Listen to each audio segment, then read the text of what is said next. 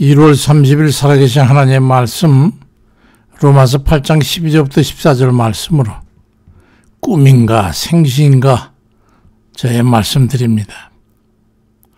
어젯밤엔 꿈을 꿨습니다.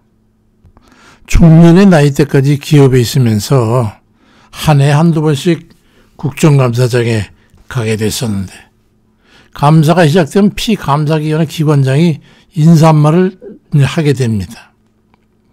그걸 이제 유심히 들어보면은 하나같이 공통적으로 들어가는 수사어가 있어요. 그러니까 아마 그 인사말 양식이 그렇게 돼 있는 것 같아요. 존경하옵는 위원장님 그리고 위원님 이 용어가 있는데 어떤 기관장 인사말에도 그 똑같은 말이 들어갑니다. 그런데 만약에 그 존경하옵는이라는 이 용어를 사용하지 않게 되면 아주 치도콘을 당하게 됩니다.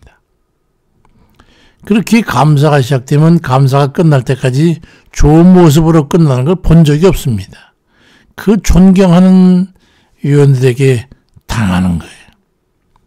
정기 국회가 아닌 이상 트집 잡힌 게 있기 때문에 기본적으로 긍정적인 상황으로 감사가 되지는 않지만은 그렇다고 고성과 빈정거림 조롱 섞인 언사들이 위원회 감사장을 뒤집어 놓게 되는 거예요.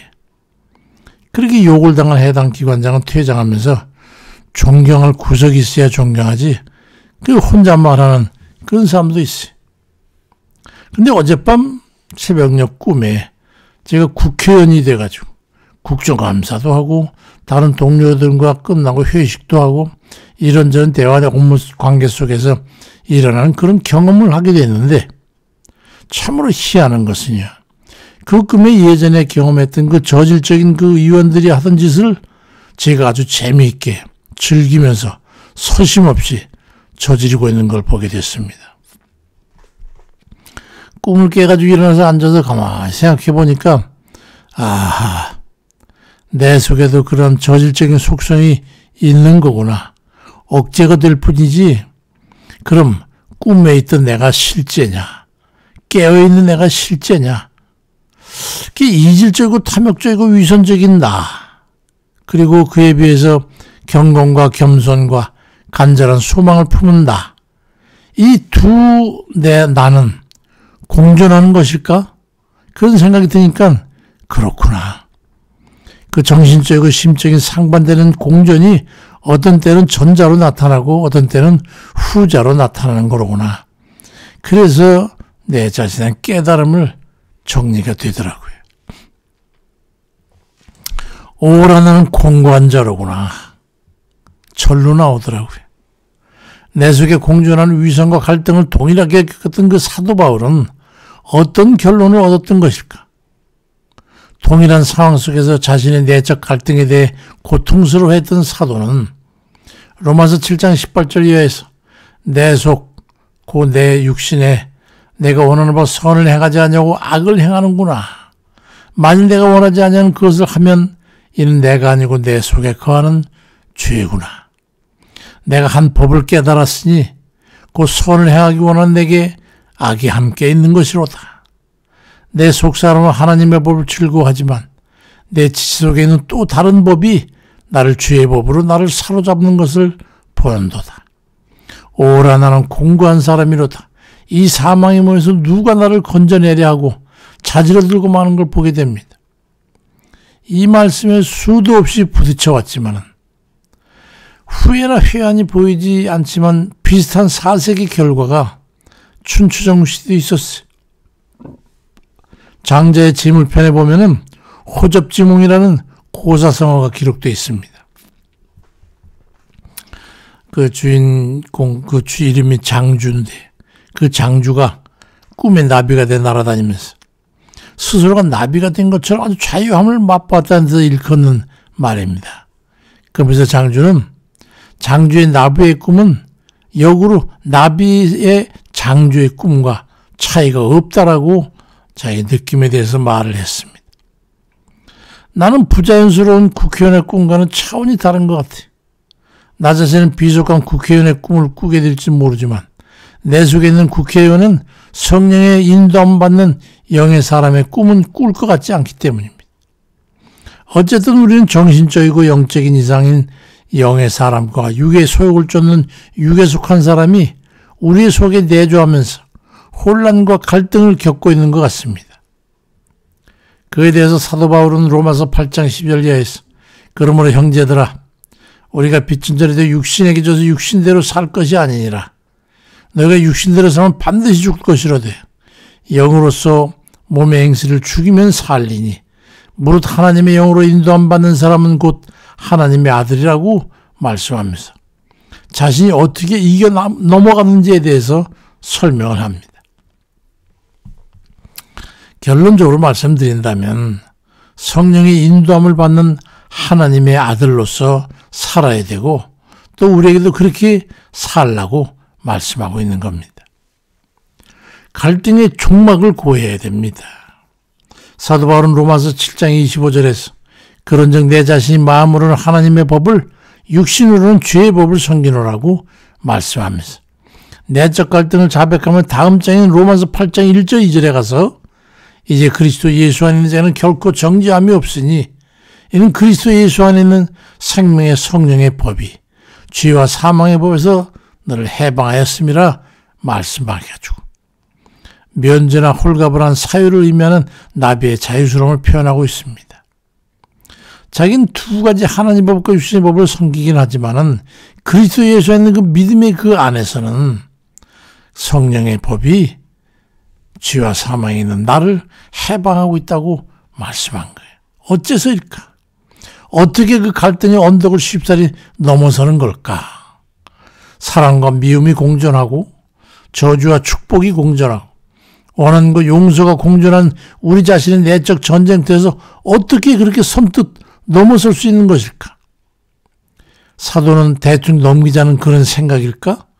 그러고서도 하나님의 공의를 돌파할 수 있단 말인가? 그런 의구심이 있었어요. 그런데 답은 여기 있습니다.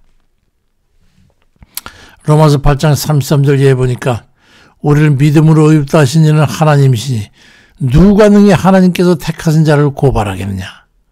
누가 우리를 그리스도의 사랑에서 끊을 수 있냐? 이 모든 일에 우리를 사랑하시는 줄로 말미암아 우리가 넉넉히 이기느니라.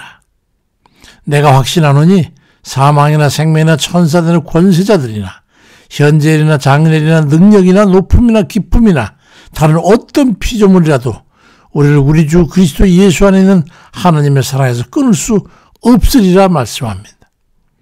이게 바로 생명의 말씀입니다. 우리는 늘 내적 갈등을 겪고 있죠. 내적 모순과 위선과 가증스러움과 간교함 이런 것도 우리가 원치 않는 그런 죄성 때문입니다. 갈등이 많죠.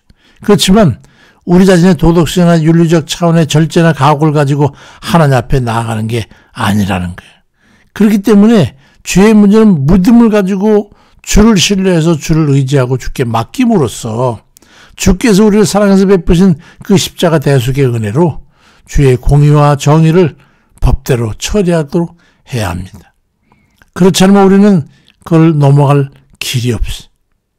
로마서 요한복음 8장 24절에 그러므로 내가 너희에게 말하기를 너희가 너희 죄 가운데서 죽으리라 했지만 너희가 만일 내가 그인 줄 믿지 않냐면 너희는 영락없이 너희 죄 가운데서 죽으리라. 왜냐하면 우린 죄에 이길 방법이 없는 자들이니까. 우리는 예수를 의지하는 믿음 외에는 우리는 멸망의 길밖에는 없는 자들입니다. 구원의 길이 없어. 그에 대해서 스가랴 선지자가 말하기를 스가랴 4장 6절에 여호와께서 말씀하시는데 이는 힘으로 되지 않고 능력으로 되지 않고 오직 나의 영으로 되느니라. 우리 아무리 힘과 노력을 해도 그 어떤 것을 가지고도 안 된다. 그렇지만 오직 성령으로만 된다. 주 안에 살면서 믿음으로 주를 의지해서 꿈속에서든지 세속에서든지 우리가 자유롭게 여기는 그 죄를 십자가 보혈로 수시로 씻어내므로 해가지고 정결함을 입어서 그래서 주 안에서 평안을 누리고 주에서 자유스러운 그런 이들 다 되시길 주의 이름으로 축원드립니다. 아버지, 우리 힘으로 되지 않고 능으로 되지 아니하고 오직 성령으로만 된다고 말씀하시지. 과연 아멘입니다. 아버지, 우리 힘으로는 우리의 주님 자유롭게 여기고 또 달콤하게 여기는 그 죄악 가운데서 우리는 벗어나고 자유로울 수가 없습니다. 그렇지만 오직 우리 주 예수 그리스도 우리 주님께서 우리를 대신해 지은 그 십자가 보혈로 씻지 못할 죄가 없기 때문에 우리는 그 갈등 속에서도 주 앞에 다 하려고 고백함을 해서 다 용서받고 깨끗함 받고 치유받고 새롭게 거듭나는 그런 죄가 될 줄 믿습니다. 오직 주 안에서 믿음으로 주를 의지하고 주께 맡김으로 해가지고 모든 죄에서 자유스럽고 주님 앞에 천국에 이를 때에 우리는 아버지 앞에 통과할 줄로 믿습니다.